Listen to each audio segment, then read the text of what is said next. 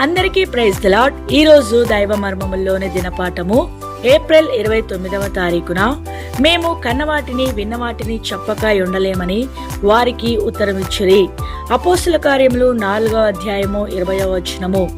ఈ మనుషులను మనమేమి చేయదుము, వారి చేత ప్రసిద్ధమైన సూచక క్రియ చేయబడి ఉన్నదని యెరూషలేములో కాపురమున్న వారందరికీ ప్రత్యక్షమే. అది జరగలేదని చెప్పజాలము.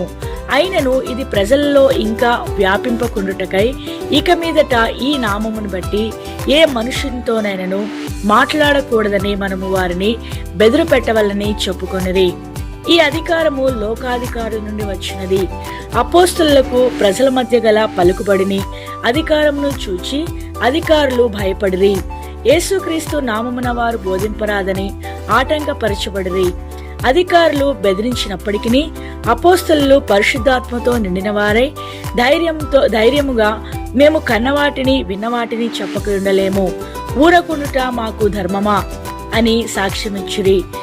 మనుషుల ఎదుట కాక దేవుని ఎదుట సంగతులు సరిగా నుండినట్లు వారు చూచుకొనిరి. నేనొక ప్రశ్న వేయుదును, దేవుడు మీకు చూపించిన ఏ ఆత్మీయ సత్యం విషయమైనను ఇతరులకు చెప్పక ఊరకుండుట ధర్మమా? ఈ కష్టమునే మనము తరచూ ఎదుర్కొనిచుందుము. కొందరు సంఘ సభ్యులు పేరుకు మాత్రమే క్రైస్తవులై ఉన్నా మరికొందరు కొన్ని సిద్ధాంతములను గురించి వారి సంఘములలో మాట్లాడరాదని మిమ్మల్ని గట్టిగా హెచ్చరింపవచ్చును. ఆ విధముగా మాట్లాడినచో ఇక ఎప్పుడునూ మా గుడిలో మాట్లాడటకు సమ్మతించుమని వారు అనవచ్చును. అట్టి పరిస్థితుల్లో మీరేమి చేయుదురు? అదే స్థలంలో ఇంకా ఎక్కువగా పరిచర్య కొరకు ఆహ్వానింపబడినట్లు అవును, సంఘస్థులకు కష్టమును కలిగించు విషయమును మాట్లాడమని యుక్తితో జవాబిచ్చెదరా? పరిశుద్ధాత్మ యొక్క అధికారం వలనే మనకు మేలుకరమైన ఫలితములు కలుగును. ప్రజలు తమకు దేవుని వాక్యం అక్కర్లేదన్నచో దానికి వారే బాధ్యులు. నీవు మాత్రమే నీ బాధ్యతను జరిగించినావు.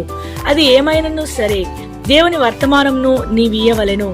దేవుడు నీకేది అనుగ్రహించునో దానినే ఇతరులకు ప్రకటింపవల్లని ఉద్దేశించి అనుగ్రహించుచున్నాడు. అయితే ప్రేమతోనూ వినయముతోనూ ఆ వర్తమానమును అందించవలెను.